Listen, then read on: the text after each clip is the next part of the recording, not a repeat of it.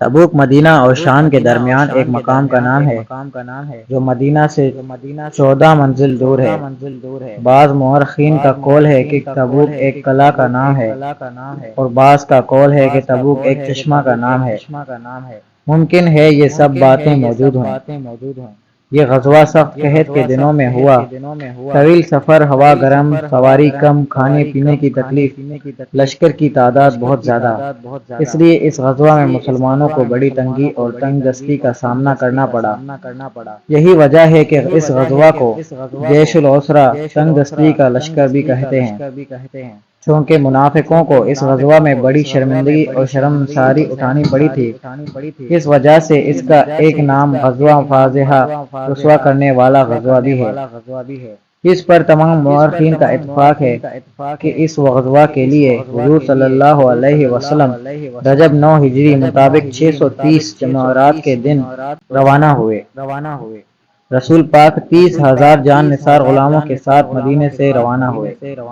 عرب کا غسانی خاندان جو قیصر روم کے زیر اثر ملک شام پر حکومت کرتا تھا، چونکہ وہ مسیحا تھا، اس لیے قیصر روم نے اس کو اپنا اعلیٰ کار بنا کر مدینہ پر فوج کشی کا عزم کر لیا۔ چنانچہ ملک شام کے جو سوداگر روغن زیتون بیچنے مدینہ آیا کرتے تھے، انہوں نے خبر دی کہ قیصر روم کی حکومت نے ملک شام میں بہت بڑی فوج جمع کر دی ہے اور اس فوج میں رومیوں کے علاوہ قبائل لخم و جذام اور غسان کے تمام عرب بھی شامل ہیں۔ ان خبروں کا تمام عرب میں ہر طرف چرچا تھا اور رومیوں کی اسلام دشمنی کوئی ڈھکی چھپی چیز نہیں تھی، اس لیے ان خبروں کو غلط سمجھ کر نظر انداز کر دینے کی بھی کوئی وجہ نہیں تھی۔ اس لیے حضور اکرم صلی اللہ علیہ وآلہ وسلم نے بھی فوج کی تیاری کرنے کا حکم دیا۔ حضور صلی اللہ علیہ وسلم 30,000 کا لشکر ساتھ لے کر تبوک کے لیے روانہ ہوئے اور مدینہ کا نظم و نسق چلانے کے لیے علی المرتضیٰ کو اپنا خلیفہ مقرر فرمایا۔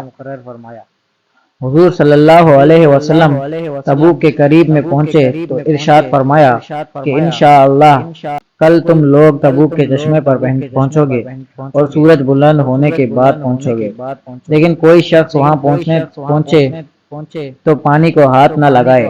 رسول اللہ صلی اللہ علیہ وسلم جب وہاں پہنچے تو جوتے کے تسمے کے برابر اس میں ایک پانی کی دھار بہہ رہی تھی۔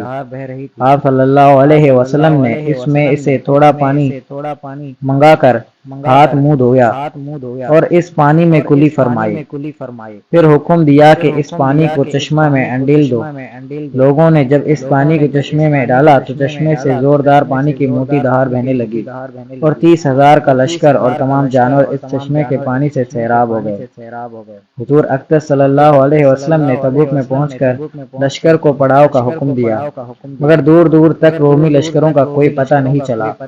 واقعہ یہ ہوا کہ جب رومیوں کے جاسوسوں نے قیصر کو خبر دی کہ رسول اللہ صلی اللہ علیہ وسلم کو 30,000 کا لشکر لے کر تبوک میں آ رہے ہیں، تو رومیوں کے دلوں پر اس قدر ہیبت چھا گئی کہ وہ جنگ سے ہمت ہار گئے اور اپنے گھروں سے باہر نہ نکل سکے۔